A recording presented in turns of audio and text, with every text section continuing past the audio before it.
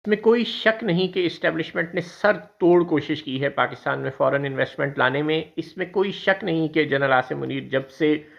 کرسی پر بیٹھے ہیں تب سے وہ گلف کنٹریز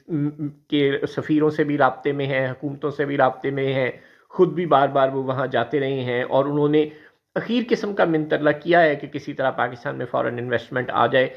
بالکل سول حکومتوں کی کمزوری کی وجہ سے اور سول حکومتوں کے اچھے تعلقات نہ ہونے کی وجہ سے ملٹری لیڈرشپ فرنٹ فٹ پر آ کر وہ کام بھی بعض اوقات کرتی ہے جو اس کے کرنے کے نہیں ہیں, صرف پاکستان کے انٹرسٹ کو سیف گارڈ کرنے کے لیے. انہوں نے بہت کوشش کی ہے کہ پاکستان میں انویسٹمنٹ آئے, لیکن ظاہر ہے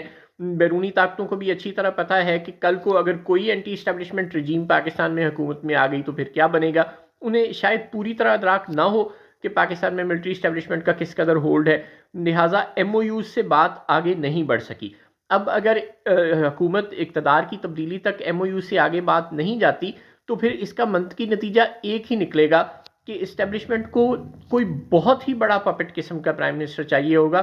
تاکہ جس قسم کی ڈیل وہ سعودی عرب یا یو اے ای سے انویسٹمنٹ لانے کے لیے جن جن پروجیکٹس میں وہ انویسٹمنٹ لانے کے لیے ڈیل کرنا چاہیں وہ پرائم منسٹر راستے میں رکاوٹ نہ ڈالے. آپ کو یاد ہوگا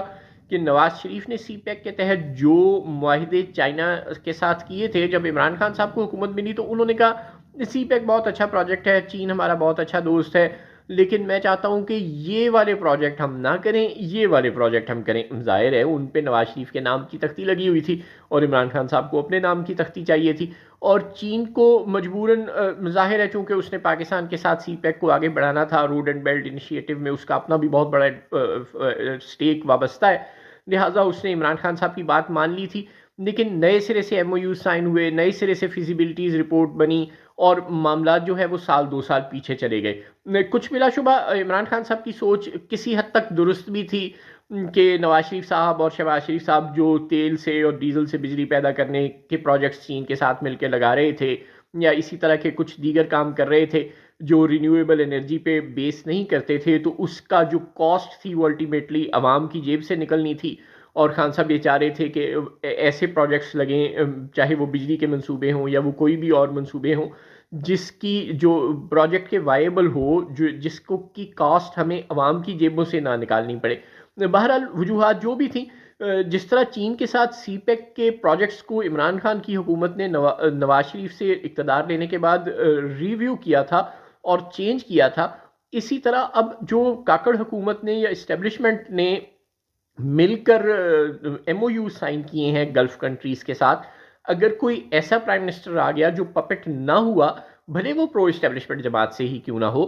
تو وہ کہے گا کہ نہیں یہ والے پروجیکٹ نہیں مجھے چاہیے, یہ والے چاہیے. اور نواز شریف صاحب کو تو ہم سب جانتے ہیں کہ وہ 100% پپٹ کبھی بھی نہیں منع کرتے. بہرحال ان کے اندر ایک جذبہ حریت اب بیدار ہو چکا ہے. بہرحال وہ اب 1988 والے اور 1985 والے نواز شریف نہیں رہے. وہ بار بار بتاتے ہیں, کوئی مانے یا نہ مانے, کہ بھائی میں پہلے نظریاتی نہیں تھا, اب میں نظریاتی ہو گیا ہوں, اور آپ کو یہ ماننا پڑے گا کہ ان کے پاس ایک تجربہ ہے اور ان کی ایک سے ہے, اور انٹرنیشنل کمیونٹی میں ان کے براہ راست تعلقات ہیں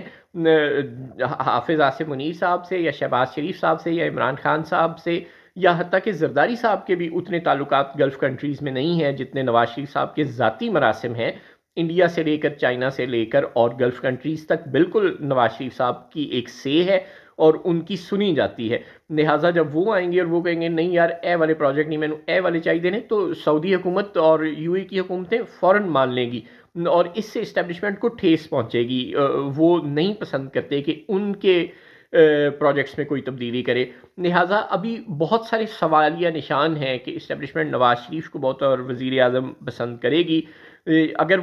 وہ کرے گی, یا اگر نون لیگ اڑ گئی کہ اسے نواز شریف ہی بطور وزیر اعظم چاہیے,